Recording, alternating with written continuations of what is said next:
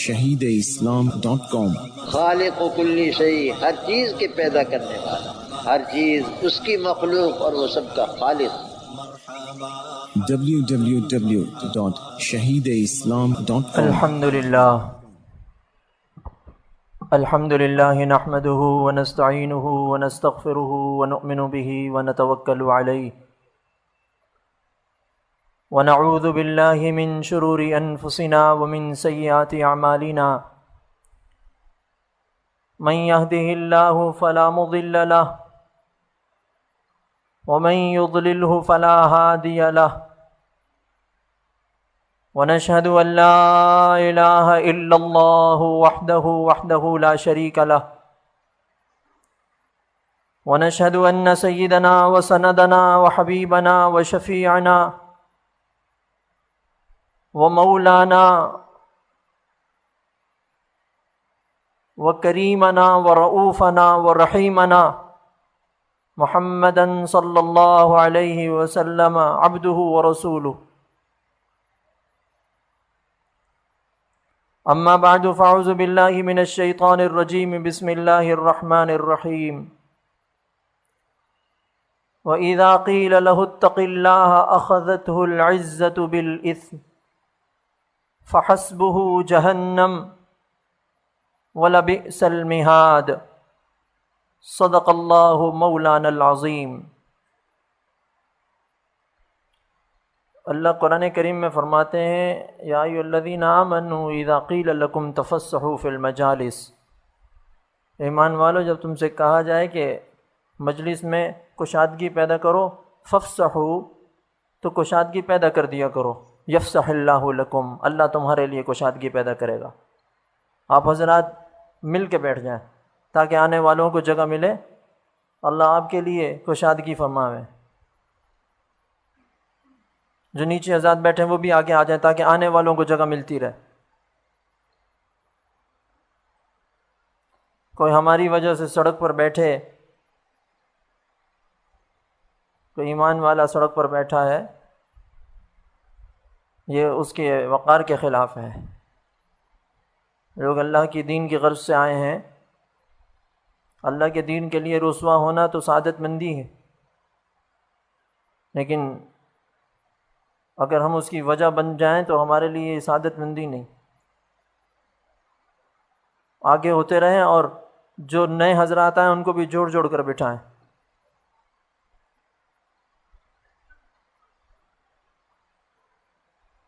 آمنے سامنے کا ہونا، سننے والا دیکھا جا رہا ہو دیکھنے والے کی نگاہ سے، اور بولنے والا دکھائی دے رہا ہو سننے والے کی نگاہ کو، تو نفع ہوتا ہے۔ اور یہ دیکھنا اور سننا یہ وہ مقام ہے کہ جس سے ایک ادنا پرلے درجے کا کافر کلمہ پڑھ کر رحمت دو عالم صلی اللہ علیہ وسلم کو دیکھتا ہے تو صحابی بن جاتا ہے، اور ساری دنیا کے اولیاء مل کر اس کا مقابلہ نہیں کر سکتے اس کی ولایت اور بزرگی اور برتری میں۔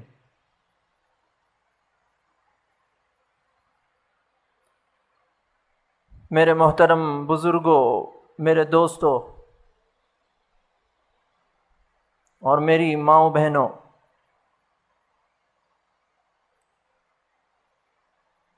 اللہ تعالیٰ نے قرآن کریم میں ارشاد فرمایا ہے کہ اذا قیل لہ اتق اللہ، جب اس سے کہا جائے کہ اللہ سے ڈر، اخذتہ العزۃ بالاسم،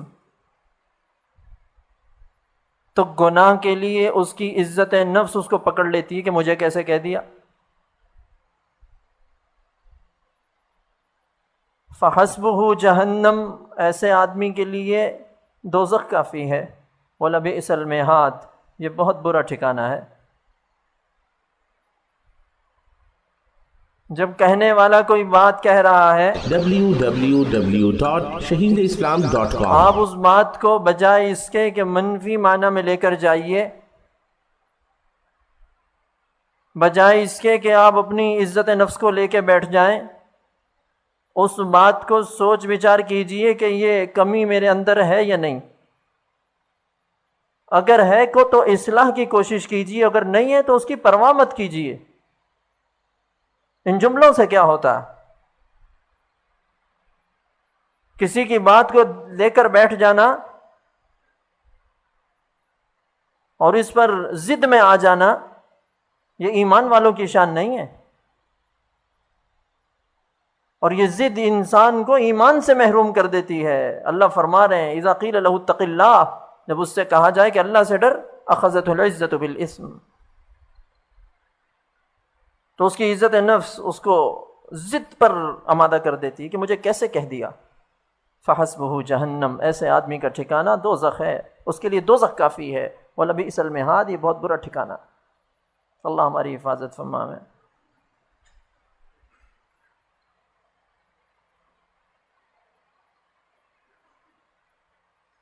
میں جب بھی گفتگو کرتا ہوں میری گفتگو تیکھی ہو،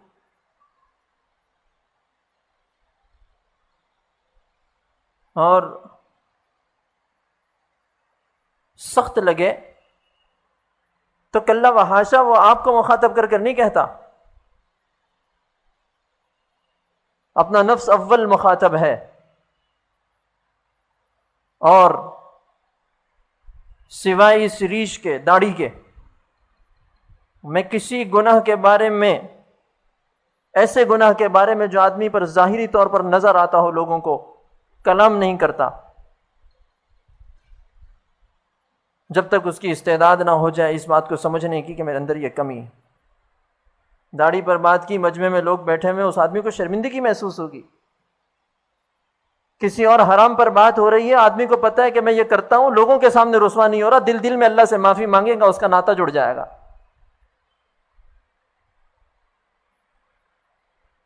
اور یہ حکمت نصیحت کا ہتھیار ہے، بغیر حکمت کی نصیحت بے فائدہ ہوا کرتی ہے، اور اس حکمت کی تلاش میں میں نے دھکے کھائے۔ تمتو زہر گوش اے یافتم، زہر خرمن خوش اے یافتم، میں نے ہر کونے کھدڑے سے، ہر گوشے کنارے سے نفع حاصل کرنے کی کوشش کی ہے، اور ہر انبار کو دیکھ کر اس سے ایک خوشہ توڑنے کی کوشش کی ہے۔ میں اس کو اپنے لیے سعادت مندی سمجھتا ہوں کہ میرے اکابر، میرے مشائخ مجھے اپنی جوتیوں میں بٹھاتے ہیں، مجھ سے محبت فرماتے ہیں، اور یہ محبت مجھے میرے والد بزرگوار شہید اسلام مولانا محمد یوسف لدھیانوی www.shahideislam.com نور اللہ مرقدہ وعلی اللہ مراتبہ کے صدقے ورثے میں ملی۔ حضرت ام المومنین صدیقہ عائشہ رضی اللہ تعالی عنہا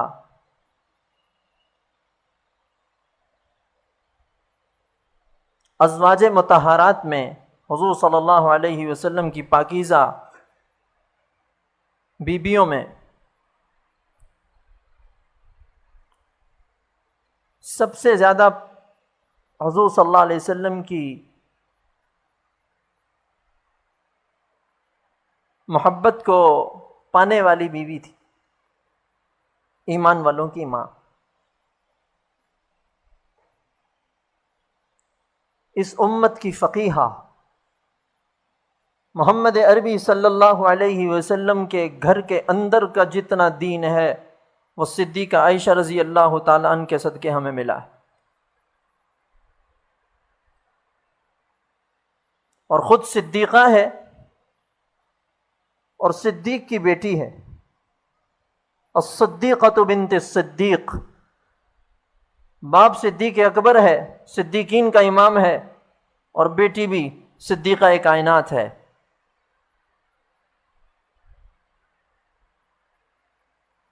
اللہ کی کروڑوں رحمتوں اور برکتوں کا نزول ہو ان کے قبری مبارک پر۔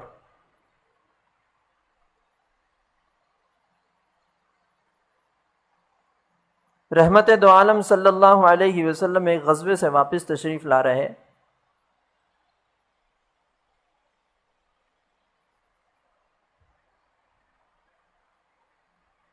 اور صدیقہ عائشہ رضی اللہ تعالی عنہ اس سفر میں حضرت صلی اللہ علیہ وسلم کے ساتھ ہیں۔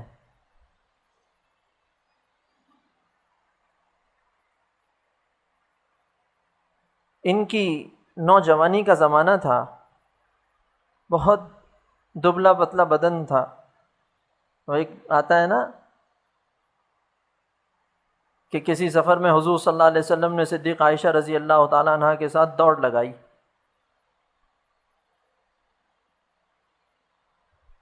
تو حضرت صدیقہ عائشہ رضی اللہ تعالیٰ عنہ بہت ہی دبلا پتلا وجود تھا، ہلکا پھلکا وجود، دوڑتے ہوئے حضور صلی اللہ علیہ وسلم سے آگے نکل گئی اور کہنے لگی میں جیت گئی، میں جیت گئی۔ یہ سیرت کے یہ پہلو بھی سیکھنے سمجھنے کے ہیں۔ صرف یہی بات ہے کہ مرد کو عورت پر فوقیت حاصل ہے، صرف لٹھ مار شوہر نہ ہو، آگے آ جائیے بھائی، آگے آ جائیے، آگے آ جائیے، اللہ اپنی رضا کے فیصلے فرمانا، آگے آ جائیں، آگے آ جائیں، پیچھے جو حضرات بیٹھے ہیں وہ آگے ہو جائیں تاکہ جو لوگ کھڑے ہیں ان کو جگہ مل جائے۔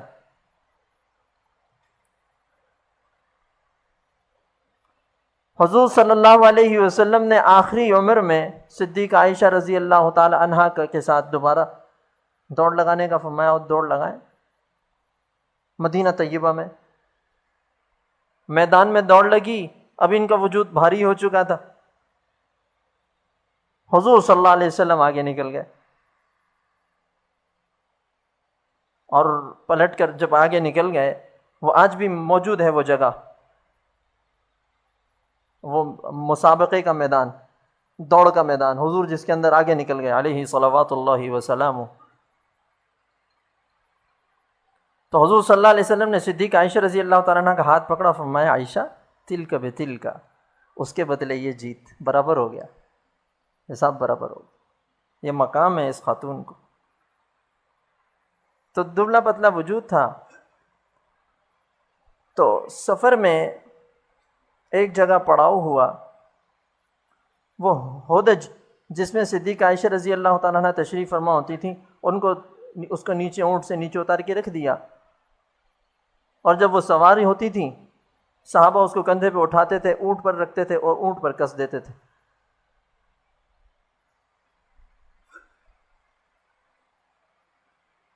جب یہاں پڑاؤ ہوا، کوچ کا اعلان ہوا، تو صدیقہ عائشہ رضی اللہ تعالیٰ عنہ قضاء حاجت کے لیے گئی ہوئی، www.shaheedislam.com اور ان کے گلے میں جو مالا پڑی ہوئی تھی وہ وہاں پر ٹوٹ کے گر گئی۔ اب وہ اس کے وہ جو موتی تھے، اپنے ہار کے موتی پورے کرنے کے لیے وہ اس کو جمع کرنے لگی۔ عمر بھی کم تھی، کبھی ادھر جا رہی ہیں، کبھی ادھر جا رہی ہیں، ڈھونڈ رہی ہیں، تلاش کر رہی ہیں۔ ادھر کوچ کا جب وقت آیا، ہودج رکھی ہوئی تھی اسی طرح، صحابہ آئے، انہوں نے اس کو کندھے پر اٹھایا، وزن چونکہ ان کا ہوتا ہی تھا، اس کا لکڑی کا وزن اتنا ہوتا تھا، ان کو احساس نہیں ہوا کہ اندر کوئی نہیں ہے، اور وہ یہ سمجھے کہ ہماری ماں اندر ہیں، اور انہوں نے وہ کجاوا، وہ ہودج اٹھا کر اوپر اونٹ کے کجاوے پہ کسی اور کوچ ہو گیا۔ جب قافلہ چلا گیا، ادھر صدیقہ عائشہ رضی اللہ تعالی عنہ پہنچی، دیکھا سارا قافلہ جا چکا۔ اب یہ خاتون بہت زیرک اور سمجھدار تھیں، بجائے اس کے کہ ادھر ادھر بھاگتی، چیختی چلاتی، یہ جس جگہ پر وہ ہودج رکھی ہوئی تھی وہیں آ کے بیٹھ گئیں کہ جب حضرت صلی اللہ علیہ وسلم مجھے نہیں پائیں گے تو فوراً کسی کو بھیجیں گے، لے کر آؤ اپنی اماں کو، اور مجھے لینے والا یہیں آئے گا، چھوڑ کر تو نہیں جاتے۔ اور قافلہ چلتا رہا چلتا رہا، یہ انتظار میں بیٹھی، شام ہو گئی، رات ہو گئی، اور صدیقہ عائشہ رضی اللہ تعالیٰ عنہ پر نیند آ گئی اور وہ سو گئیں۔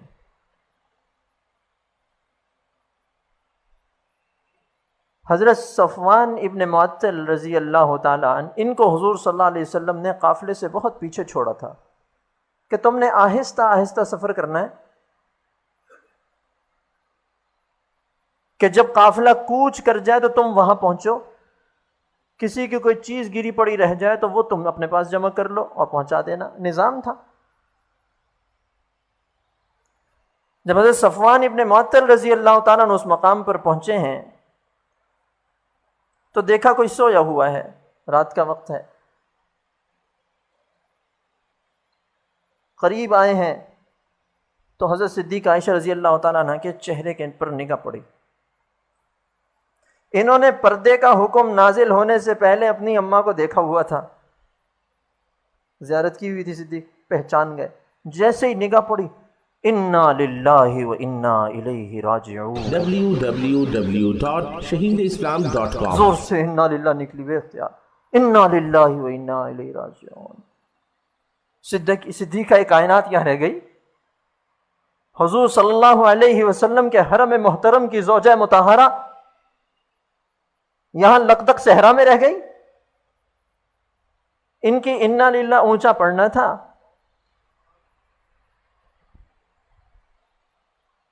کہ ام المؤمنین صدیقہ عائشہ رضی اللہ تعالیٰ عنہ کی آنکھ کھلی اور انہوں نے جلدی سے اپنا نقاب کیا اور کہنے لگیں کہ میں قافلے سے بچھڑ گئی۔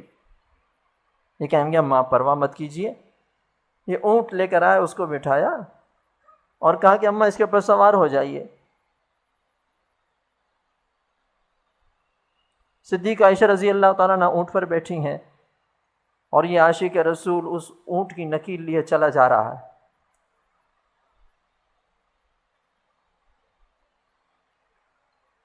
ادھر جب دیکھا ہودج میں صدیقہ عائشہ رضی اللہ تعالیٰ عنہ نہیں، پریشانی ہے اور ابھی باتیں چل رہی ہیں، انہوں نے تیز سفر کیا ہے اور یہ وہاں پہنچے ہیں تو صفوان ابن معطل رضی اللہ تعالیٰ عنہ نے وہ اونٹ کی نکیل پکڑ رکھی اور اوپر ام المؤمنین صدیقہ عائشہ رضی اللہ تعالیٰ عنہ تشریف فرما ہے۔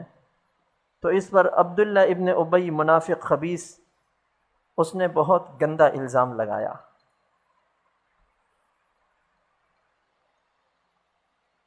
الزام کس پہ لگا ہے؟ ام المؤمنین صدیقہ عائشہ رضی اللہ تعالیٰ عنہ پر۔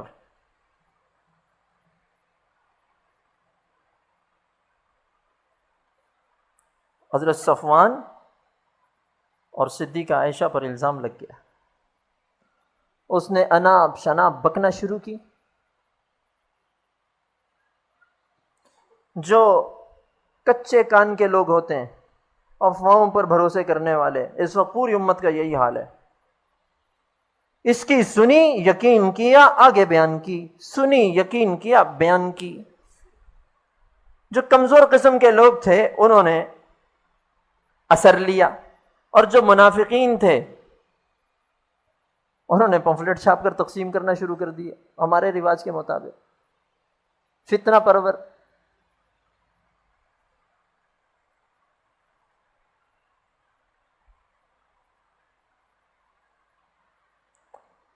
اور اس معصوم خاتون کو، میں معصوم کا لفظ کہہ رہا ہوں، انبیاء کے علاوہ کوئی معصوم نہیں، لیکن صحابہ اکرام محفوظ ہیں، لیکن صدیقہ کائنات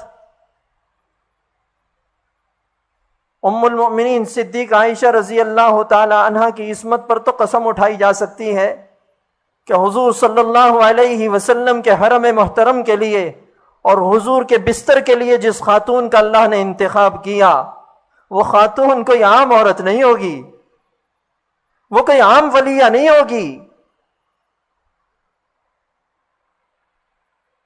جس کے بارے میں جبریل علیہ السلام نے آ کر حضور صلی اللہ علیہ وسلم کو دکھایا کہ اس کے لیے، یہ آپ کے لیے منتخب کی ہے اللہ نے، جو منتخب ہوئی ہے۔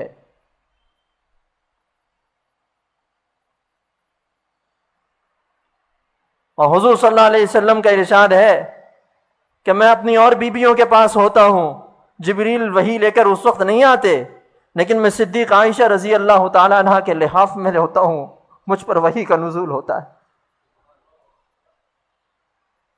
جس کے بستر میں وحی آتی ہو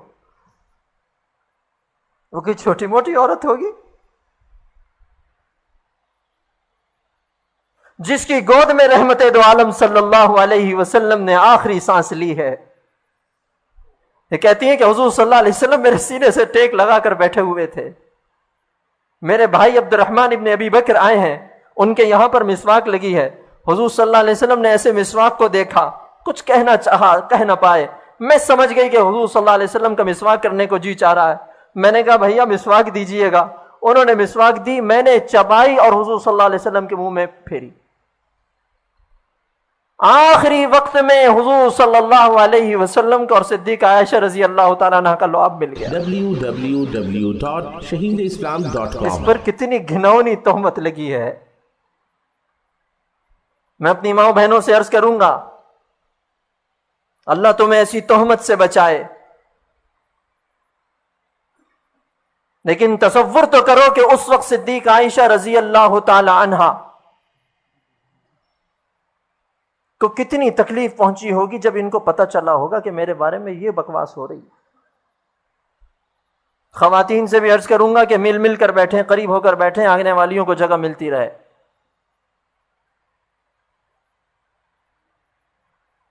لا الہ الا اللہ۔ مدینہ طیبہ پہنچے، اس افواہ نے گرمی پکڑی، کانوں سے گزرتے ہوئے سارے مدینہ میں یہ افواہ پھیل گئی۔ جو کبار صحابہ تھے، بڑے صحابہ تھے، انہوں نے تو اس کو بہتان عظیم کہا، اور دو صحابی اور ایک صحابیہ، اللہ کی طرف سے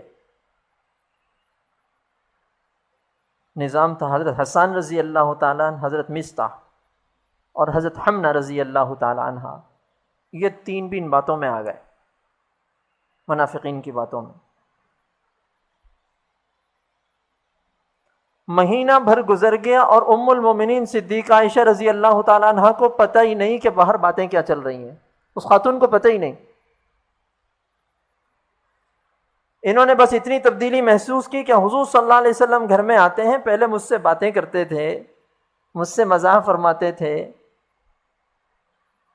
میں انتظار کرتی تھی حضور آتے تھے، اب حضور صلی اللہ علیہ وسلم آتے ہیں، السلام علیکم، خیریت سے ہو، حال پوچھتے ہیں اور کوئی بات ہی نہیں کرتے۔ حضور صلی اللہ علیہ وسلم مجھ سے بات کیوں نہیں کرتے؟ اس غم کی وجہ سے کہتی ہیں کہ میں بیمار ہو گئی، کھانا پینا چھوڑ دیا، باہر کا نہیں پتا باہر بات کیا ہو رہی ہے، اور ایک مہینہ گزر گیا۔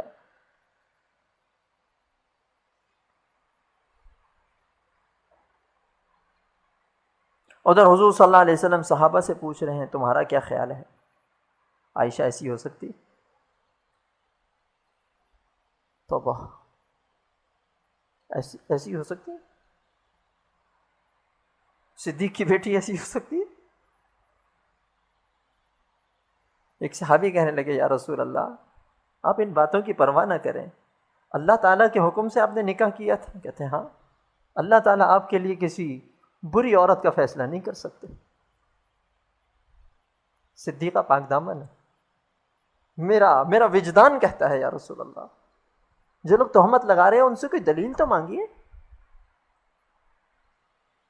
حضرت بریرہ رضی اللہ تعالیٰ عنہ حضرت صدیق عائشہ رضی اللہ تعالیٰ عنہ کی خادمہ ہیں، ان کی باندی، ان کو حضور صلی اللہ علیہ وسلم نے بلایا، فرمایا کہ تم مجھے عائشہ کے بارے میں کچھ بتاؤ، اس کی عادتوں کے بارے میں، ان کو بھی پتہ نہیں کہ باہر بات کیا ہو رہی ہے۔ کہنے لگی اس کی کوئی برائیاں بیان کرو میرے سامنے۔ کہنے لگی یا رسول اللہ برائی سنیں، صدیقہ عائشہ کی برائی بیان ہو رہی، یا رسول اللہ آٹا گونتی ہے اور سو جاتی، بکری آتی آٹا کھا جاتی۔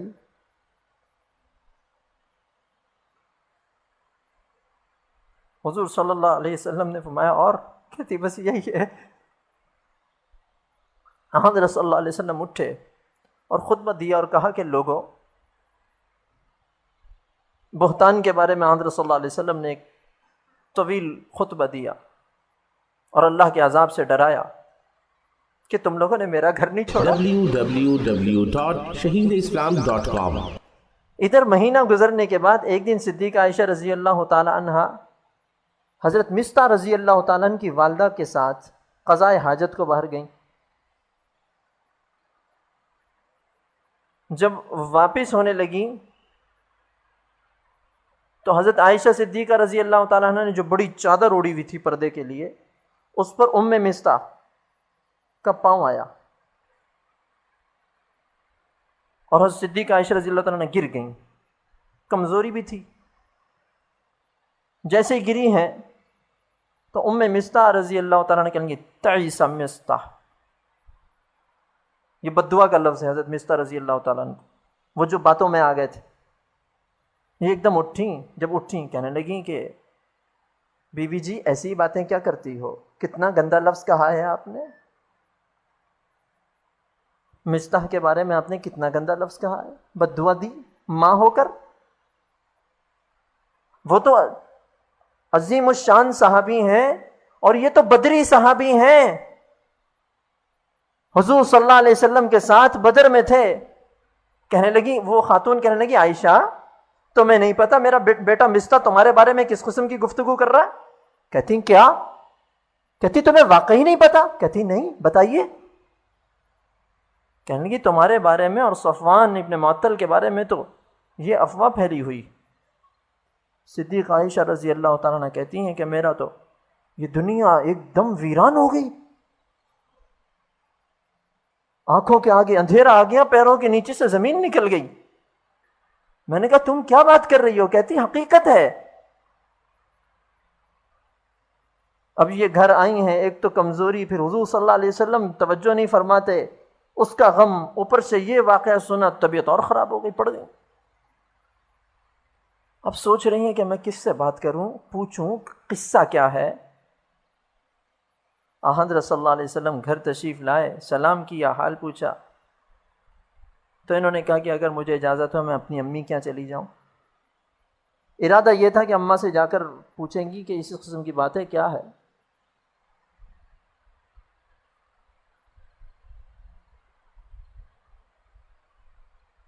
حضور صلی اللہ علیہ وسلم نے اجازت مرحمت فرما دی اور یہ گھر آئی ہیں، آ کے اپنے ابا سے اور والدہ سے پوچھا ہے. انہوں نے بھی یہی تفصیل بتائی. اب ان کا رو رو کر برا حال، پورا دن روتے ہوئے گزرا، اگلی رات کہتی ہیں روتے ہوئے گزری. کہتے ہیں میرے والدین کو یہ ڈر لگنے لگا، صدیق اکبر رضی اللہ تعالیٰ عنہ کو اور ان کی زوجہ محترمہ کو، کہ ہماری بچی رو رو کر مر نہ جائے. یہ حالت ہو گئی.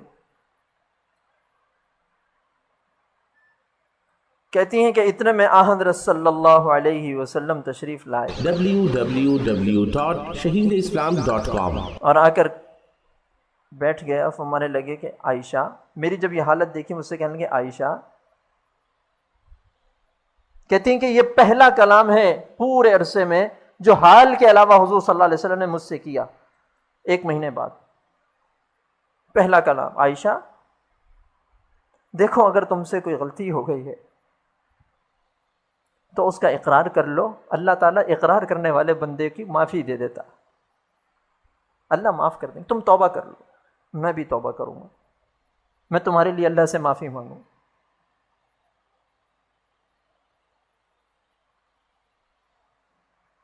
کہتی ہیں کہ حضور صلی اللہ علیہ وسلم کا یہ جملہ سن کر تو میرا رونا بند ہو گیا اور میری آنکھیں پتھر آ گئیں کہ حضور صلی اللہ علیہ وسلم میرے بارے میں یہ سمجھ رہے ہیں.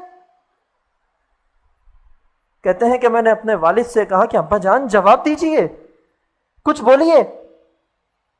صدیق اکبر رضی اللہ تعالی عنہ رحمت دو عالم صلی اللہ علیہ وسلم کے سامنے کیا کہہ سکتے تھے؟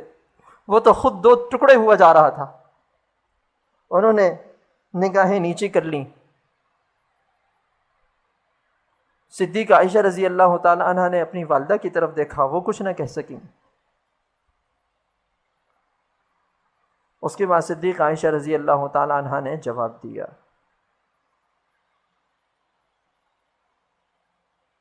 اور ایسی فصاحت اور بلاغت سے جواب دیا، اللہ نے سجھایا اس کم عمر خاتون کو. کہنے لگی کہ تحقیق آپ لوگوں نے کچھ بات سنی اور اس پر آپ لوگ یقین کر بیٹھے، اور میں اعلان کرتی ہوں کہ میں اس تہمت سے بری ہوں، اور میرا رب بھی جانتا ہے کہ میں اس تہمت سے بری ہوں۔ اگر میں یہ کہوں گی کہ مجھ پر جھوٹا الزام ہے، اللہ جانتا ہے کہ جھوٹا الزام ہے، آپ لوگ میری بات نہیں مانیں گے۔ اور اگر میں اقرار کر لوں گی، اس تہمت کو مان لوں گی ہاں میں نے کیا ہے، جبکہ اللہ جانتا ہے کہ میں نے نہیں کیا، آپ لوگ میرے اس جھوٹ موٹ کے اقرار کو سچا سمجھ لیں گے۔ میں کہتی ہوں کہ میں نے نہیں کیا اور اللہ جانتا ہے میں نے نہیں کیا، وہ تو آپ مانیں گے نہیں۔ میں کہتی ہوں میں نے کیا اور اللہ جانتا ہے میں نے نہیں کیا، وہ آپ مان لیں گے۔ میں اس موقع پر کیا کہہ سکتی ہوں؟ میں وہی کہوں گی جو یوسف علیہ السلام کے والد یعقوب علیہ السلام نے اپنے بیٹوں سے کہا تھا جب انہوں نے ان سے جھوٹ بولا تھا کہ فصبر جمیل واللہ المستعان علی ما تصفون، میں صبر جمیل کو اختیار کرتی ہوں اور اللہ سے مددگار ہوں ان باتوں کے معاملے میں جو آپ بیان کر رہے ہیں۔ یہ کہتی اور کہتی میں غصے سے اٹھی ہوں اور جا کر بستر پر لیٹ گئی۔ یہ جا کر بستر پہ لیٹی ہیں اور ادھر حضور صلی اللہ علیہ وسلم پر وحی کا نزول شروع ہو گیا۔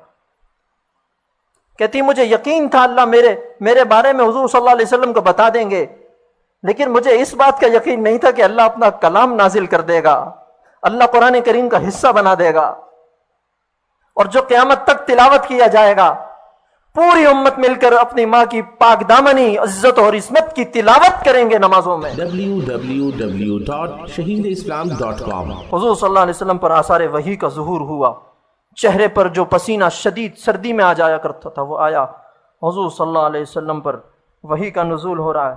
صدیق اکبر رضی اللہ تعالیٰ عنہ بھی ٹک ٹکی باندھ کر دیکھ رہے ہیں، اور حضور صلی اللہ علیہ وسلم کی ساس صدیق اکبر رضی اللہ تعالیٰ عنہ کی زوجہ اور صدیق عائشہ رضی اللہ تعالیٰ عنہ کی والدہ وہ بھی دیکھ رہی ہیں کہ حضور صلی اللہ علیہ وسلم پر وحی کا نزول ہو رہا ہے، اور آسمان سے کچھ حقیقت منکشف ہونے والی ہے۔ عرش الہی ہل چکا ہے، اور جبریل امین سدرۃ المنتہا سے سفر کر کے مدینہ طیبہ کی زمین پر اتر چکا ہے، اور وہ آ کر قرآن کریم کی تلاوت کرتا ہے، ان الذین جاؤوا بالافک عصبۃ منکم لا تحسبوه شرا لکم بل هو خیر لکم لکل امرئ منهم ما اکتسب من الاثم والذی تولى کبرہ منهم له عذاب علیم لولا اذ سمعتموه ظن المؤمنون والمؤمنات بانفسهم خیرا وقالوا هذا افک مبین لولا جاءوا علیہ باربعۃ شہداء فَإِن لَّمْ يَأْتُوا بِالشُّهَدَاءِ فَأُولَٰئِكَ عِندَ اللَّهِ هُمُ الْكَاذِبُونَ۔ دو رکوعوں کا نزول ہوا ہے قرآن کریم، سورہ نور کے 2 رکوع نازل ہوئے۔ حضور صلی اللہ علیہ وسلم کے اوپر سے آثار وحی کا جب انخلا ہوا، حضور صلی اللہ علیہ وسلم نے آنکھیں کھولیں اور مسکرا کر فرمایا ابشری یا عائشہ، عائشہ تجھے مبارک ہو، اللہ تعالیٰ نے تیری پاک دامنی کا اعلان کر دیا۔ کہتی میں بستر پر لیٹی ہوئی تھی، میں نہ اٹھی، میری ماں آئی، آ کر کہنے لگی عائشہ اٹھ، حضور صلی اللہ علیہ وسلم کا شکریہ ادا کر۔ میں نے کہا میں ان کا شکریہ کیوں ادا کروں، انہوں نے تو مجھ سے کلام کرنا چھوڑ دیا تھا۔ ناز ہے، مقام ناز تھا، میں تو اپنے رب کا شکر ادا کروں گی کہ جس نے میری برات کے لیے اپنا کلام نازل کر دیا۔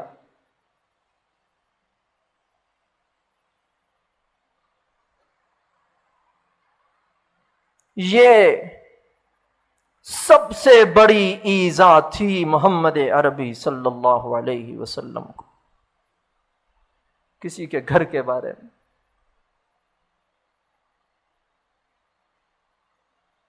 ہمارے تو اس بات کو سوچنے سے کہ میں یہ بات سوچوں، یہ سوچنے کے تصور سے ایسا لگتا ہے کہ دماغ پر کوئی انگارہ رکھا گیا ہے، اور یہ واقعہ اپنے بارے میں ہمارا یہ حال ہے، اور یہ واقعہ 1 مہینہ مدینہ طیبہ میں گرم رہا.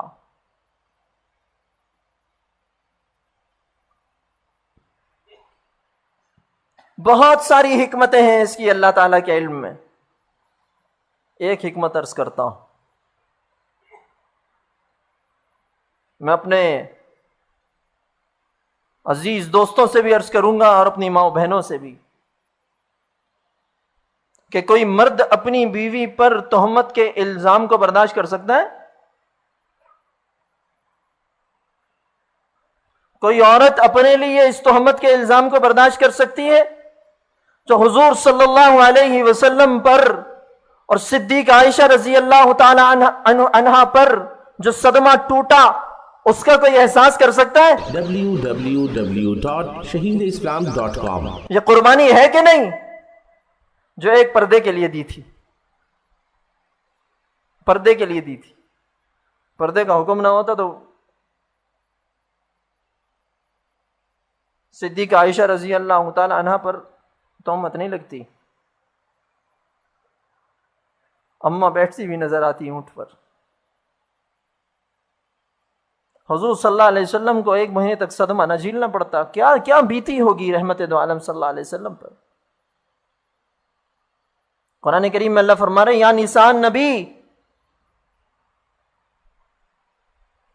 اے پیغمبر کی بیویوں.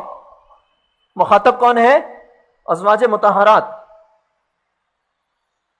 ایمان والوں کی مائیں. لستن کاحد من النساء ان اتقیتن، تم عام عورتوں کی طرح نہیں ہو، تم میرے حبیب کے حرم میں ہو. فلا تخضعن بالقول، اپنی بات میں لوچ پیدا مت کرنا، کڑک لہجے میں بات کرنا. فیطمع الذی فی قلبہ مرض، تم نے اگر لہک کے ساتھ گفتگو کی تو تمہاری آواز سننے والا جس شخص کے دل میں مرض ہوگا وہ لذت حاصل کرے گا. الفاظ دیکھیں، قرآن کے الفاظ ہیں.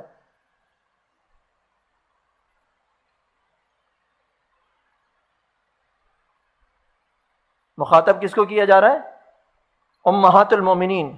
اور بات کرنے کے بارے میں کس سے کہا جا رہا ہے؟ امہات المومنین کو ادب سکھایا جا رہا ہے.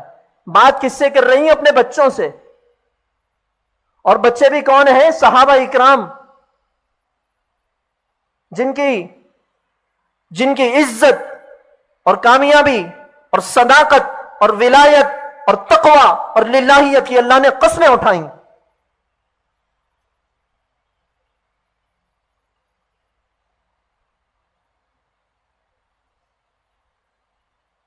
وَقُلْنَ قَوْلًا مَّعْرُوفًا، عام لہجے میں گفتگو کرو. وَقَرْنَ فِي بُيُوتِكُنَّ، اپنے گھروں میں ٹک کر بیٹھ جاؤ. وَلَا تَبَرَّجْنَ تَبَرُّجَ الْجَاهِلِيَّةِ الْأُولَى، اور اس طرح مت چھٹی پھرو جس طرح زمانے جاہلیت کی عورتیں چھٹی پھرا کرتی تھیں.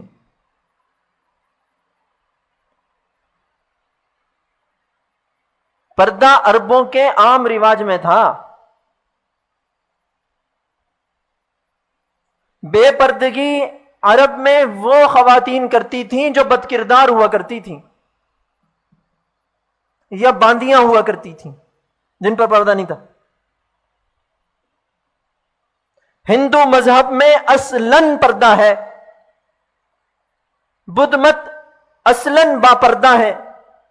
عیسائی بعد میں بگڑ گئے اور انہی سے یہ نحوست ہمارے ملکوں میں آئی. اصلاً با پردہ تھے. یہودی اصلاً با پردہ تھے.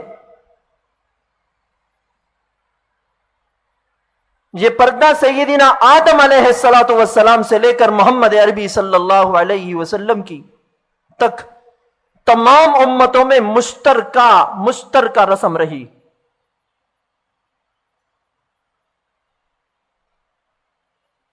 صرف مذاہب دینیہ نہیں، مذاہب آسمانیہ نہیں، جو دوسرے باطل مذہب ہیں ان کی بھی اصل پردہ ہے.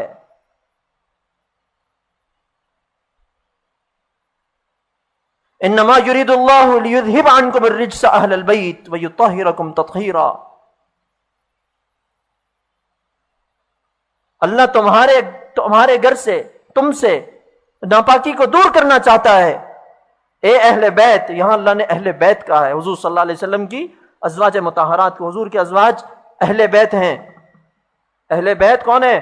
محمد عربی صلی اللہ علیہ وسلم کے حرم محترم میں رہنے والی خواتین. www.shaheedislam.com. دوسری جگہ اللہ فرما رہے ہیں اذا سألتموہن متاعا، جب تم ان سے کوئی چیز مانگو، کوئی سوال کرو، کچھ چیز چاہیے، فاسألوہن من وراء حجاب، پردے کے اس طرف کھڑے ہو کر بات کرو. کوئی خدمت، کوئی کام ہے، خادم ہے تمہارا بیٹا، امت محمدیہ کا فرد اور صحابہ کرام کی جماعت کا فرد، جب ان سے بھی کچھ مانگو تو پردے کے طرف کھڑی ہو کے مانگو. ذالکم اطہر لقلوبکم وقلوبہن اذا سألتموہن متاعا. جب اپنی ماں صحابہ سے اللہ فرما رہے اذا سألتموہن متاعا، کوئی چیز مانگو، فسألوہن من وراء حجاب، پردے کے اس طرف، تاکہ تمہارا اور ان کا، ماؤں کا بھی اور بیٹوں کا بھی دل پاک رہے. اللہ فرما رہے ان کے قلوب پاک تھے.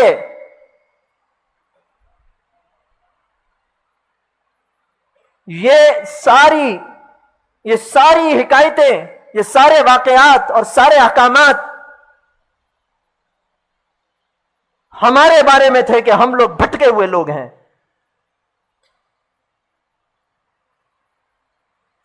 وَلَا يُبْدِينَ زِينَتَهُنَّ وَلْيَضْرِبْنَ بِخُمُرِهِنَّ عَلَى جُيُوبِهِنَّ. یہ قرآن کریم کی آیات پڑھ رہا ہوں میں. اجی دل کا پردہ ہونا چاہیے، دل کا پردہ ہونا چاہیے، دل کا پردہ ہونا چاہیے.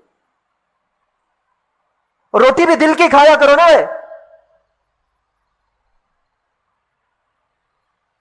اس کے لیے اتنی محنتیں کیوں کرتے ہو؟ احکام شریعت جہاں آتے ہیں ہم کہتے ہیں کہ جی دین اتنا سخت نہیں ہے، یہ خالہ جی کا باڑا بھی نہیں ہے کہ جو چاہے اپنی باطل چیز لا کر یہاں پر باندھ دے. حضور نے یہ بھی تو فرمایا ہے، اور آگے اپنا ہی ارشاد ہوتا ہے ڈوب مرنے کا مقام. یہ ظفر اللہ خان تھا نا، قادیانی وزیر خارجہ، ہماری اسلامی جمہوریہ پاکستان کا وزیر خارجہ. ہم لوگوں کے لیے ڈوب مرنے کا مقام ہے. یہ ابھی 14 اگست گزری ہے، 4 سال پہلے کا واقعہ ہے. میں کہیں سے آ رہا تھا، رات کا وقت تھا، 13 ختم ہوئی ہے، 14 شروع ہوئی ہے. سڑک پر پینٹ پہنی ہوئی لڑکوں نے اور گاڑیاں روک کر اپنا تماشا شروع کر دیا، جیسے یہ نعمت صرف انہی کو ملی ہے پاکستان کی. ہماری گاڑی کے سامنے لڑکے ناچ رہے تھے، اور نغمہ کیا تھا ان کا؟ پاکستان کا مطلب کیا؟ لا الہ الا اللہ. ناچ رہے، ڈانس کرتے ہوئے کہہ رہے پاکستان کا مطلب کیا؟ لا الہ الا اللہ. اور میں تم سے پوچھتا ہوں لا الہ الا اللہ کا مطلب کیا؟ کہ یہ تمہارے ملک اور تمہارے کلمے کی توہین نہیں؟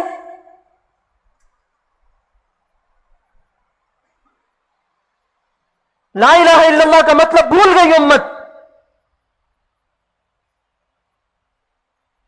جس کلمے کے نام پر اس ملک کا حصول ہوا تھا اور لاکھوں عزتیں اور جانیں قربان کر دی گئی تھیں، وہاں کلمہ طیبہ لا الہ الا اللہ کے تقاضوں کو پورا کرنا جرم ہے. www.shaheedislam.com. ہم کہتے ہیں کہ اللہ نے فرمایا. تو یہ کسی باہر ملک میں کسی سرکاری دورے پر تھا، قدرت اللہ شہاب بھی موجود تھا اور اس کی بیوی بھی تھی. یہ بیوروکریٹ ہے. تو وہاں وہ گوشت کے کوئی باؤل ہوتے ہیں، وہ کھا رہا ہے دھنا دھڑ. تو قدرت اللہ شہاب کی بیوی نے کہا کہ سر اس کو تحقیق تو کر لیتے کہ یہ حلال جانور کی بھی ہے یا نہیں، جھٹکے کا تو نہیں ہے. تو وہ کھا رہا ہے، چباتے ہوئے کہہ رہا ہے حضور نے کہا ہے کہ تحقیق نہیں کرنی چاہیے. یہ بھی برجستہ کہنے لگی کس نے، آپ کے حضور نے یا ہمارے حضور نے؟ آپ کے حضور اس طرح کی بکواس کر سکتے ہیں؟ میں کہتا ہوں کہ ہمارے اکابر کی محنتیں کتنی تھیں کہ ایک بیوروکریٹ کی بیوی تک حق کی آواز پہنچی ہوئی تھی.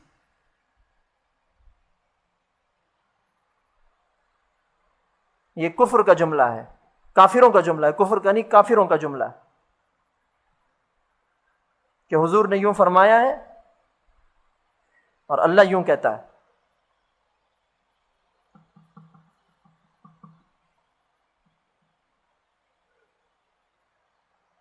حضرت سیدۃ نساء اہل الجنہ فاطمہ رضی اللہ تعالی عنہا وارضاہا، جنت کی خواتین کی سردار، حضور صلی اللہ علیہ وسلم کی لخت جگر، فاطمہ بنت محمد. فاطمہ کس کی بیٹی؟ محمد کی بیٹی صلی اللہ علیہ. کتنی بڑی نسبت. فاطمہ کس کی بیٹی؟ محمد کی صلی اللہ علیہ وسلم. کتنی بڑی نسبت ہے، اللہ کی قسم.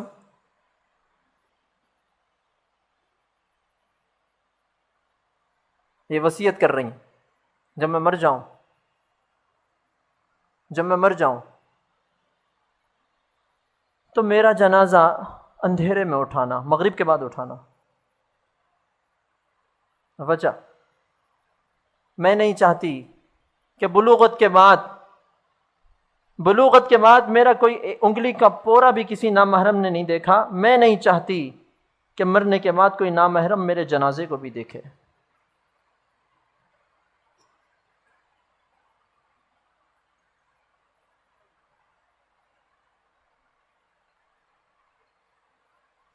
شقیب اللیث سمرقندی رحمۃ اللہ علیہ نے اس روایت کو ذکر کیا ہے. وہ فرماتے ہیں کہ میدان محشر میں جب اہل محشر جمع ہوں گے، حساب و کتاب چل رہا ہوگا، پل صراط قائم کر دیا جائے گا، میزان عدل لگا ہوگا، اور جنتی جنت کی طرف اور دوزخی دوزخ کی طرف جانے کے لیے تیار ہوں گے.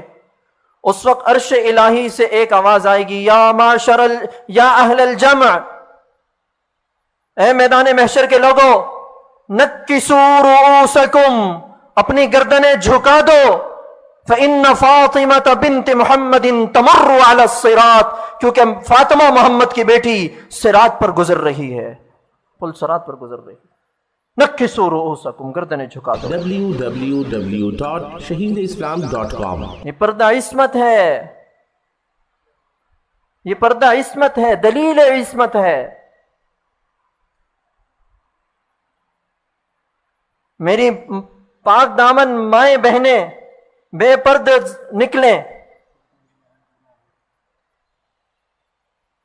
نکلیں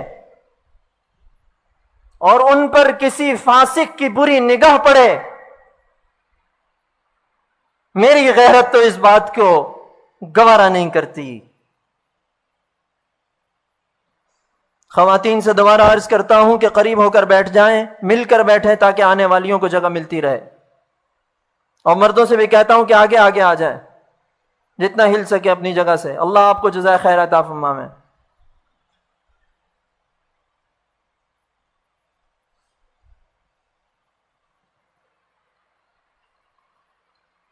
کیا کہہ رہا تھا میں؟ کیا کہا میں نے کچھ بات کیا کر رہا تھا، بیان کیا جملہ کہا میں نے بھی؟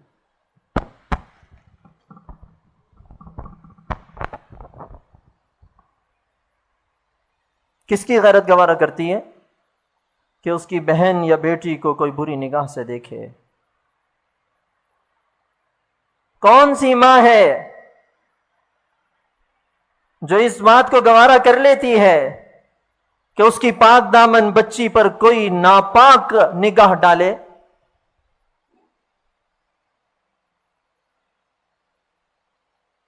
زنا العین النظر، زنا کا لفظ بہت برا لگتا ہے نا، بہت گندا لفظ ہے۔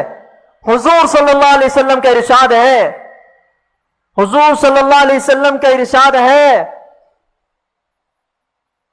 اللہ کی قسم حضور صلی اللہ علیہ وسلم کی بات جھوٹی نہیں ہو سکتی۔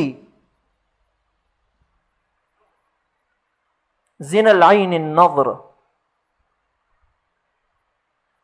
آنکھ کا زنا نگاہ ہے، بری نگاہ زنا ہے، زنا۔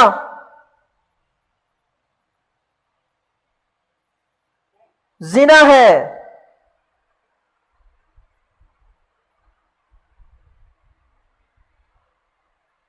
ارے عورت تو حیا کا پیکر ہوتی ہے، وہ کون سی پاک دامن بیٹی ہے، وہ کون سی پاک دامن بہن ہے جو اس بات کو گوارا کرے کہ حضور اقدس صلی اللہ علیہ وسلم کا کوئی امتی زنا میں مبتلا ہو اور زنا بھی اس کے چہرے سے ہو؟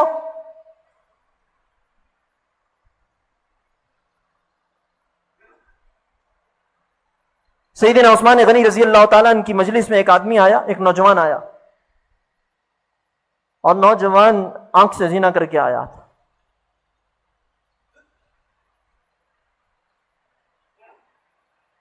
عثمان غنی رضی اللہ تعالیٰ عنہ کی جیسی اس پر نگاہ پڑی، یہ اعضاء و جوارے یہ بولیں گے قیامت کے دن، لیکن یہ چہرہ اس زندگی اس دنیا میں بھی ترجمہ نہیں کرتا۔ ہاں، دل کی نحوست چہرے سے نظر آتی ہے، پوری بصیرت سے عرض کرتا ہوں، دل کا نور چہرے سے نظر آتا ہے۔ www.shaheedislam.com اللہ ہماری تعریف امام ہے۔ یہ تو اولیاء اللہ کی کو اللہ تعالیٰ نے اپنی صفت ستاری میں سے صفت عطا کی ہوتی ہے۔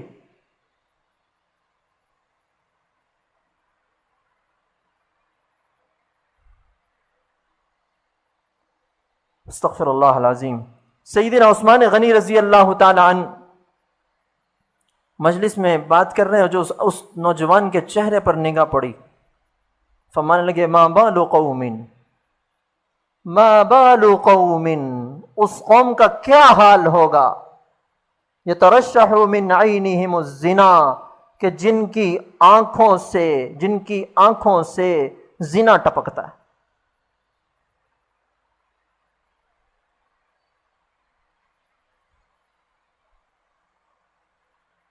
یہ مغربی رہن سہن اور یہ مغربی طرز معاشرت، یہ جب سے گھسا ہے ہمارے اندر، یہ حیا کو چرا کر لے گیا۔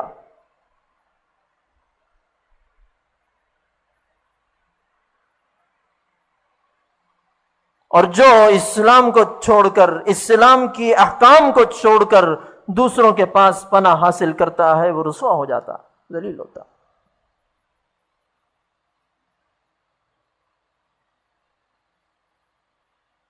کیا دیا ہے مغربی طرز معاشرت نے ہم کو؟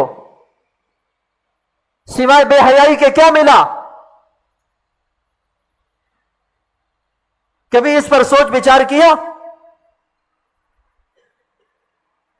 اور کیا دیا تھا تم کو اسلام نے؟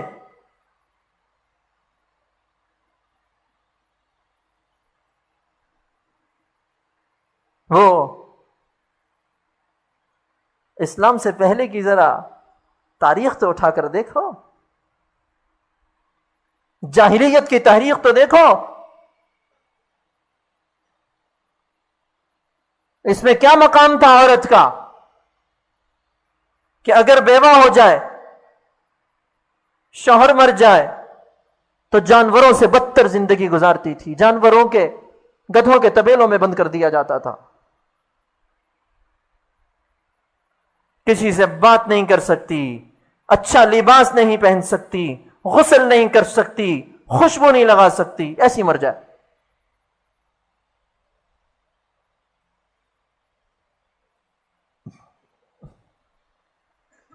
بچی کا گھر میں پیدا ہو جانا معیوب سمجھا جاتا تھا، اس کو زندہ دفن کر دیا جاتا تھا. اپنی بچی کو زندہ درگور کرتے تھے.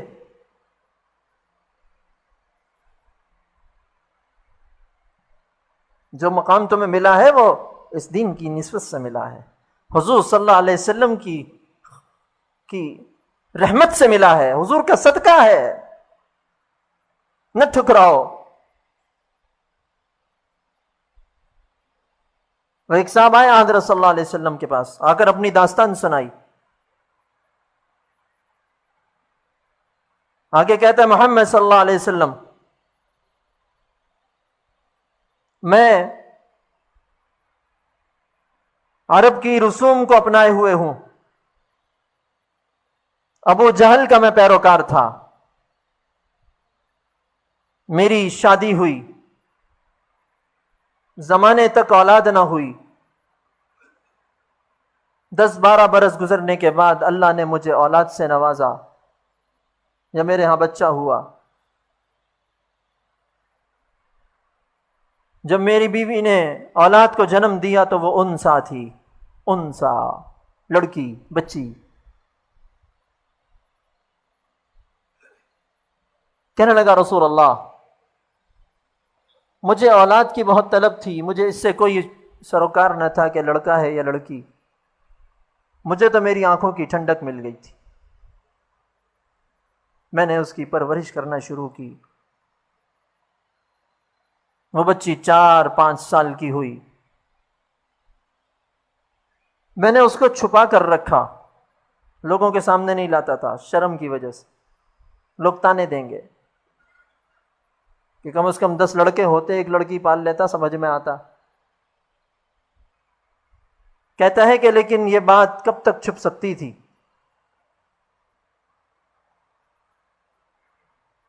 ابو جہل کو اس کی خبر ہوئی. ایک دن چوک میں اس نے مجھے داڑھی سے پکڑ لیا، داڑھی پکڑ لی، اور کہنے لگا او بدبخت اور بے حیا، سنا ہے کہ تو ایک لڑکی پال رہا ہے.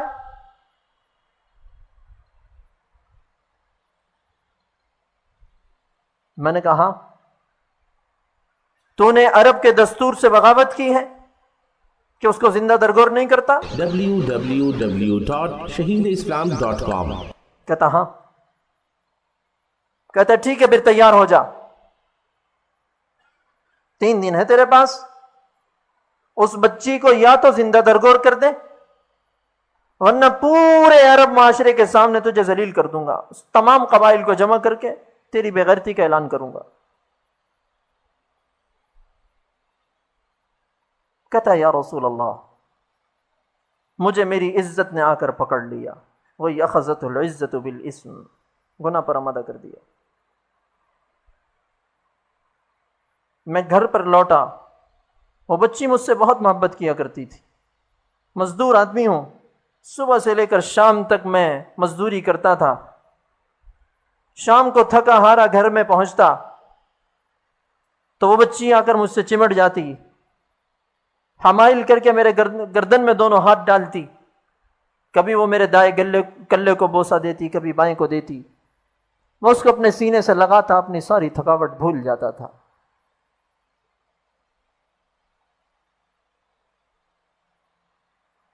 کہتا ہے کہ اس دن میں اسی غرض سے آیا کہ آج اس کو میں زندہ درگور کر دوں گا. گھر میں داخل ہوا تو وہ دوڑتے ہوئے آئی، آ کے میری ٹانگوں سے چمٹی. میں مجبور ہو گیا، جھکا تو وہ میری گردن میں حمائل کرنے لگی. میں نے اسے گود میں اٹھا لیا تو وہ میرے کلوں پر بوسے دینے لگی اور مجھے بابا بابا پکارنے لگی. میں اپنا ارادہ توڑ بیٹھا، لیکن تھوڑی دیر کے بعد دوبارہ مجھے خیال آیا کہ بڑی بے عزتی ہوگی. کھدائی کا سامان میں نے گھر سے باہر چھپا رکھا تھا. میں نے اپنی بیوی سے کہا کہ اس کو تیار کر دو، اس کو اس کے ماموں کیا پہنچا کے آنا. وہ اپنے ماموں کا سن کر ماموں زادوں کے ساتھ کھیلنے کی خوشیاں منانے لگی، اچھلنے کودنے لگی. یا رسول اللہ، اس کو تیار کیا، ایک چھوٹا سا دوپٹہ اس نے اپنے سر پہ لیا اور میری انگلی تھام کر چلنے لگی۔ مجھ پر بڑا بوجھ تھا، میں اپنے خیالات میں کھویا جا رہا تھا۔ وہ راستے میں میری انگلی ہلا کر مجھ سے کہتی، بابا میں وہاں یہ بھی کھیلوں گی، یہ بھی کھیلوں گی، یہ بھی کھیلوں گی، اور میں اس کی بات پر ہاں ہوں کرتا رہا۔ کرتے کرتے میں اس کو پہاڑوں سے اس طرف لے گیا اور جا کر میں نے اس کی قبر کھودنا شروع کی۔ میرے اس عمل پر وہ بچی اور خوش ہونے لگی کہ میرے بابا میرے ساتھ آج مٹی میں کھیل رہے ہیں۔ کہتے ہیں کہ میں کھڈا کھودتا تھا، مٹی باہر نکالتا تھا، اور وہ بچی اپنے چھوٹے سے دوپٹے میں مٹی رکھ کے تھوڑا دور چھوڑ کر آتی تھی اور کہتی تھی بابا بہت مزہ آ رہا ہے، بچے کھیلتے ہیں۔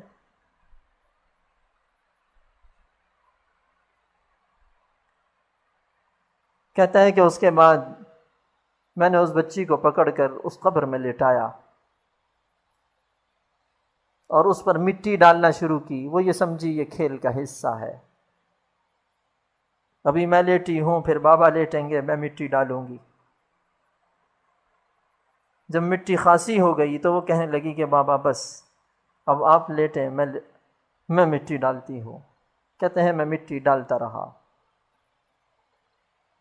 پھر وہ کہنے لگی کہ بابا بہت بوجھ ہو گیا ہے، اب مجھ سے برداشت نہیں ہوتا۔ میں مٹی ڈالتا رہا۔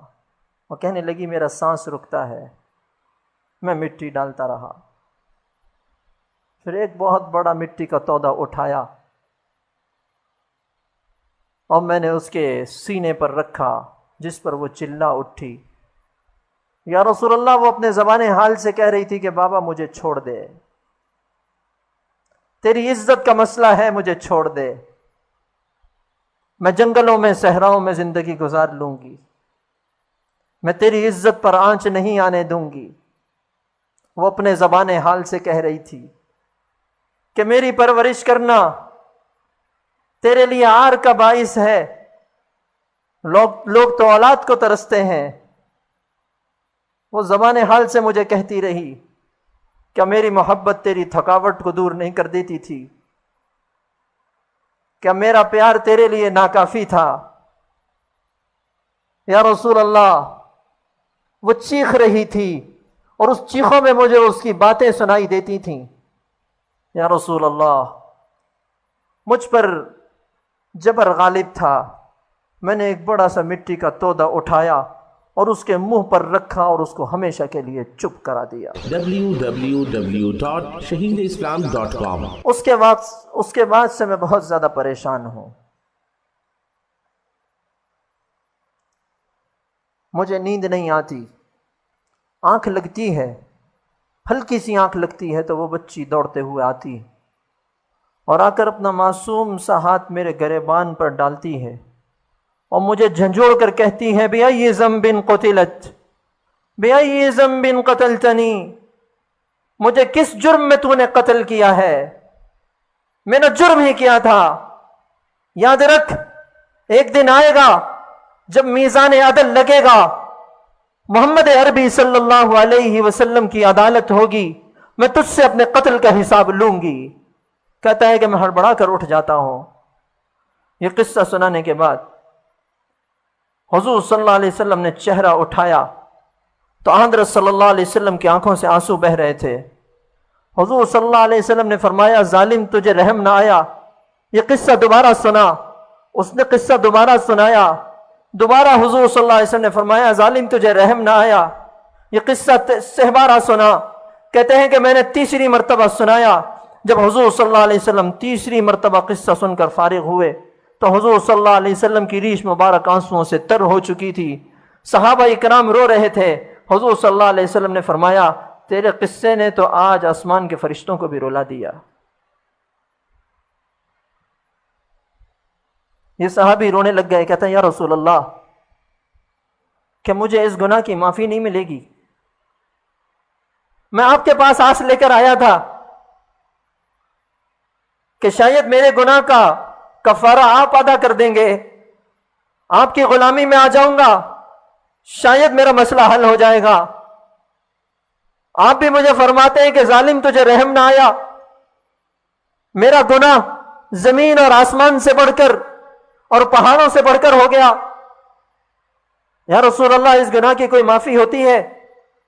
حضور صلی اللہ علیہ وسلم نے ہاتھ آگے بڑھایا اور فرمایا الاسلام یہدم ما کان قبلہ، اسلام سے پہلے کے سارے گناہ اللہ معاف کر دے گا۔ میں حضور کی غلامی میں آ گیا۔ محمد عربی صلی اللہ علیہ وسلم نے ارشاد فرمایا، سنو میں رحمت دو عالم صلی اللہ علیہ وسلم یہ اعلان کرتا ہوں، آج کے بعد اللہ نے کسی کو 2 بیٹیاں دیں، کسی کو 2 بیٹیاں دیں، فَأَدَّبَهُمَا فَأَحْسَنَ تَأْدِيبَهُمَا، اس نے ان کو ادب سکھلایا اور کمال درجے کا ادب سکھایا۔ وَعَلَّمَهُمَا فَأَحْسَنَ تَعْلِيمَهُمَا، ان کو تعلیم دی اور ان کو تعلیم میں کمال دیا۔ میں اور وہ شخص جنت میں اس طرح ہوں گے، اور 2 انگلیاں بلند کی، میں اس کی جنت کی ضمانت دیتا۔ پھر اس عورت ذات کے قدموں کے نیچے محمد عربی صلی اللہ علیہ وسلم نے جنت رکھی ہے کہ اگر یہ تیری ماں ہے تو اس کے قدموں کے نیچے تیری جنت ہے۔ ارے اسلام نے تو تجھے بہن بنا کر بھائی کی عزت بنایا تھا، تجھے بیوی بنا کر شوہر کا حرم بنایا تھا، اور تو ہے کہ اس سے ناخوش ہے، اس سے نالا ہے، تجھے مغرب کی تہذیب اچھی لگتی ہے، تو اپنے بناؤ سنگار کو لوگوں کے اوپر آشکارا کر کر اپنے آپ کو یہ سمجھتی ہے کہ میں احساس کم تری میں مبتلا تھی، میں دقیہ نوسی سوچ نہیں رکھتا۔ اللہ کی نیک بندی یہ تو سوچ، دقیہ نوسی سوچ کیا تھی؟ تجھے اسلام نے کیا مقام دیا؟ www.shaheedislam.com کیا تمہارے چہرے کی نسوانیت اس لیے ہے کہ اس سے زنا کیا جائے؟ اقول قولی ھذا واستغفر اللہ العظیم الجلیل لی ولکم ولسائر المسلمین فاستغفروہ۔ میں اتنی ہی بات کہوں گا اور اس پر میں توبہ کرتا ہوں، استغفار کرتا ہوں۔ میں 100 دفعہ مرتا ہوں، 100 دفعہ ہمت کرتا ہوں،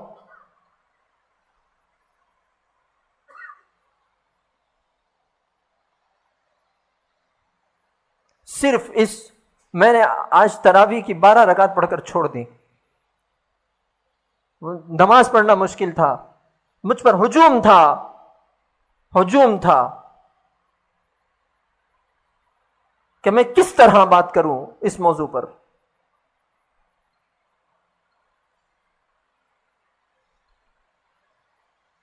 وگر بینم کے نابینو چاہ است، اگر خاموش بھی نشینم گناہ است۔ جب میں دیکھوں کہ اندھا ہے اور کنواں ہے، اگر خاموش بیٹھتا ہوں تو گناہ میں مبتلا ہوتا ہوں۔ میں کسی کی فرمائش پر نہیں عرض کر رہا یہ بات،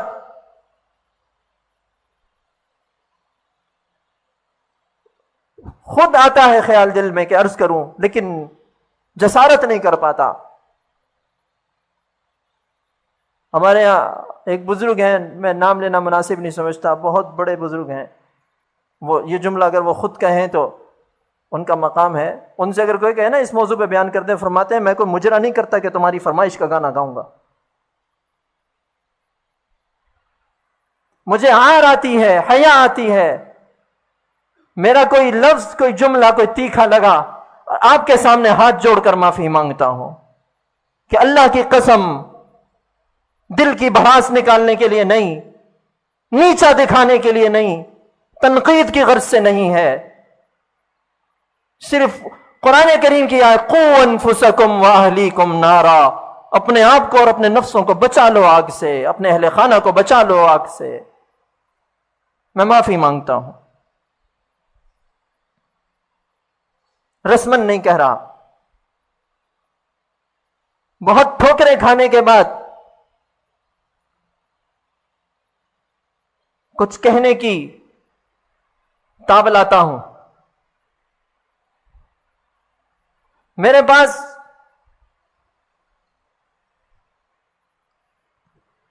روحانیت نہیں ہے، میرے پاس جملے نہیں ہے، میں پچھلی باتوں کو دہراؤں گا، لیکن ایک درد ہے اس کو بیان کر رہا ہوں. اور یہ درد میں نے اپنے بزرگوں کی چوٹی میں بیٹھ کر وہاں سے بھیک مانگی ہے.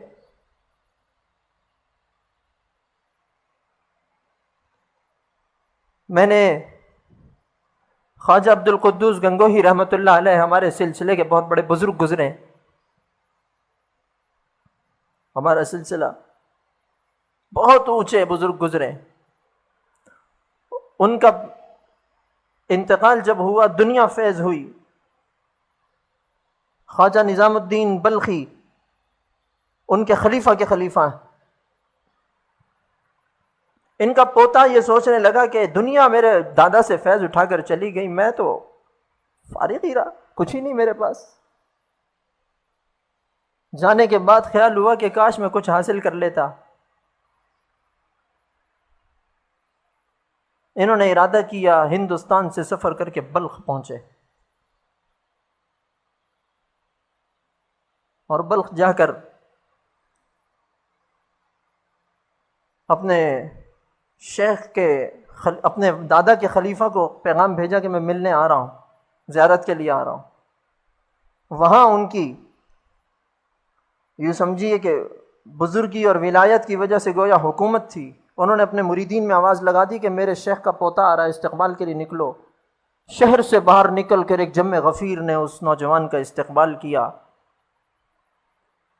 گھر لے کر آئے، قالین بچھوائے گئے، اعزاز اور اکرام کی انتہا کی گئی، خدمت پر لوگ مامور کر دیے گئے، انواع و اقسام کے کھانے پکائے گئے. 1 دن 2 دن 3 دن گزرے. تیسرے دن یہ کہنے لگے کہ حضرت میں آیا ایک خاص غرض سے ہوں، وہ یہ کہ میرے دادا نے جو آپ کو امانت دی تھی وہ مجھے واپس کر دیں، مجھے وہ امانت واپس چاہیے. تو شیخ کے خلیفہ کی ایک دم تیوری بدل گئی. www.shaheedislam.com کہنے لگے وہ لینے آئے ہو؟ تو یہ سارا یہ انعام اور اکرام یہ سب ختم، وہ تو بڑی مشکل سے ملے گا، محنت کرنی پڑے گی. کہتے ہیں کروں گا. فرمایا اچھا، آج سے تمہاری ڈیوٹی پھر یہ ہے کہ جتنی دنیا میرے پاس ملنے آتی ہے، وہ لوگ جہاں وضو اور استنجا کرتے ہیں اس کے لیے جو حمام کا پانی گرم کیا جاتا ہے، وہاں تم نے لکڑیاں ڈالنی ہیں. کہاں وہ اکرام، کہاں یہ ڈیوٹی. یہ اٹھے، سچے تھے، چل دیے. صبح سے لے کر شام تک لکڑیاں جھونک رہے، دھوئیں کی وجہ سے چہرہ کالا ہو گیا، آنکھوں سے آنسو بہہ بہہ کر آنکھیں سوج گئیں، عجیب چہرہ ہو گیا. رات کو آئے، کہنے لگے کہ حضرت میں سوؤں گا کہاں؟ فرمایا وہیں استنجا خانوں کے سامنے اس جگہ وہیں سو جاؤ، تمہارا ٹھکانہ بھی وہی، کام بھی وہی، کوئی وظیفہ نہیں، کوئی چلہ، کوئی مراقبہ، کچھ نہیں. کئی دنوں کے بعد حضرت نے خادمہ سے کہا کہ تم استنجا خانوں کا کچرا جو گند ہوتا ہے اس کو جب جمع کرو گی اور ٹوکرا لے کر گزرو گی، اس کے سامنے سے گزرنا اور گر پڑنا اور گرا دینا نیچے، ٹھوکر اس سے کھا لینا. اب وہ خادمہ ٹوکرا لے کر جا رہی ہے اور یہ وہ بیٹھے ہوئے ہیں استنجا خانوں کے آگے، ٹھوکر لگی ہے ان کے پاؤں سے، وہ گری. تو اس کو غصے سے دیکھ کر کہتے ہیں اگر گنگو ہوتا پھر بتاتا تجھے، چلنے کی تمیز نہیں ہے، چلنے کی تمیز نہیں ہے تجھے، اندھی ہے. وہ اٹھی، اٹھ کر چل دی. شیخ نے پوچھا کیا رہا؟ کہتی اس طرح کہہ رہا تھا. فرمانے لگے کہ ابھی چاول گلنے میں بڑا ٹائم ہے. بڑے عرصے کے بعد پھر فرمایا کہ وہی حرکت کرو. وہی حرکت ہوئی، گری. انہوں نے غصے سے دیکھا، جواب کہا کچھ نہیں. ایسے دیکھا بس غصے سے چلی گئی. شیخ کو بتایا، فرمایا کہ فرق پڑ رہا ہے. کچھ عرصے کے بعد فرمایا کہ اب جاؤ، اب گرانا اور تھوڑا سا گند اس کے کپڑوں پہ بھی پھینک دینا، اس طرح گرنا کہ اس پہ گرے. وہ گری اور اس نے ٹوکرا جو یوں پھینکا تو ان کے کپڑے بھی خراب ہو گئے. تو یہ ایک دم اٹھ کے کہیں گے تمہیں چوٹ تو نہیں لگی؟ اور اس کو جمع کر کے، وہ جو انسان کے فضلے تھے ان کو جمع کر کے ٹوکری میں ڈال کر اس کے سر پہ رکھا. انہوں نے آ کر اطلاع دی تو وہ شیخ فرمانے لگے کہ ہاں کافی افاقہ ہوا ہے، ترقی مل گئی. ترقی یہ ہے کہ بھائی اب تم ہمارے ساتھ ساتھ رہو گے، شیخ کا قرب ملے گا. اب تمہیں کام یہ ہے کہ جب ہم شکار پر جاتے ہیں تو کتوں کو تم نے تھامنا ہے، کتے تم تھامو گے.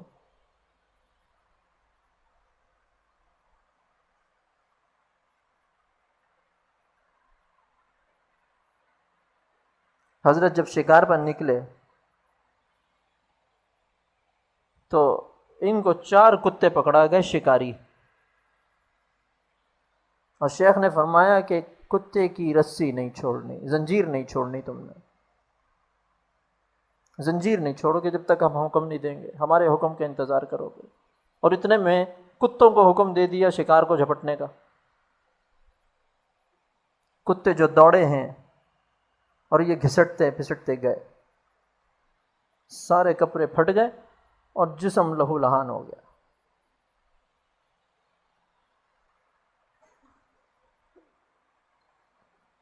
شیخ کا حکم تھا رسی نہیں چھوڑنی، چھوڑی نہیں. اب اور قرب مل گیا.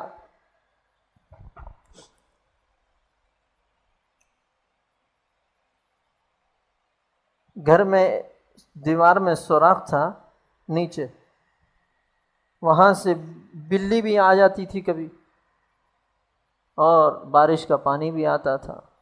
شیخ نے فرمایا کہ بارش کے پانی کو بھی جب آیا کرے اندر نہ آنے دینا.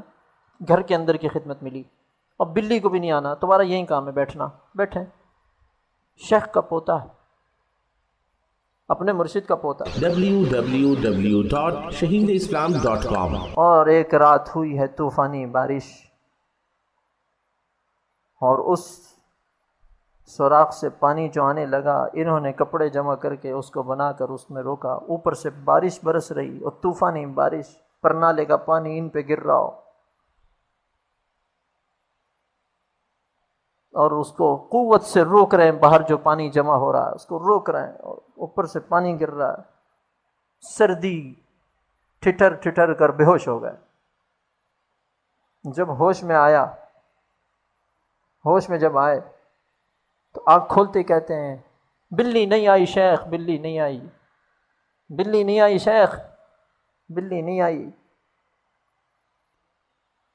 شیخ وہاں سے گئے ہیں، جا کے اپنے بستر پہ لیٹے ہیں. خواجہ عبد القدوس گنگوہی رحمۃ اللہ علیہ خواب میں آ گئے اور فرمانے لگے ہم نے تو تم سے اتنا کام نہیں لیا تھا، ہم نے تو تم اتنے رگڑے نہیں دیے تھے جتنے تم نے ہمارے پوتے کو دیے. ہم نے تو بڑی سخاوت کی تھی، تم نے تو بہت کنجوسی کی، ہماری امانت تم نے اس کو نہ دی. یہ اٹھے ہیں اور اٹھ کر ان کے سر پر خلافت کا دستار رکھی. فرمانے لگے کہ میں جو کچھ تجھے دینا چاہتا تھا، جس مقام پر پہنچانا چاہتا تھا اس پر پہنچا دیا ہے. میں تجھے بہت اونچے مقام پر پہنچانا چاہتا تھا، تو میرے شیخ کا پوتا تھا اس لیے تجھے زیادہ پہنچایا اونچا.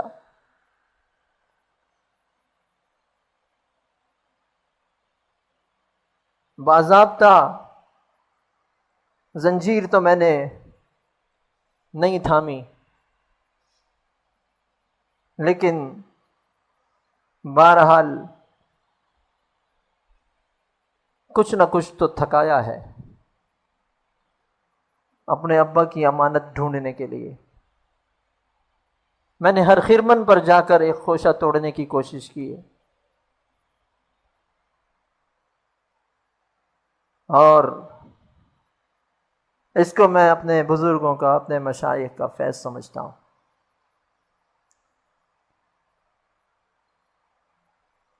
پوری احتیاط کے باوجود اگر کوئی لفظ غلط نکلا ہے میں اس پر پھر معافی مانگتا ہوں.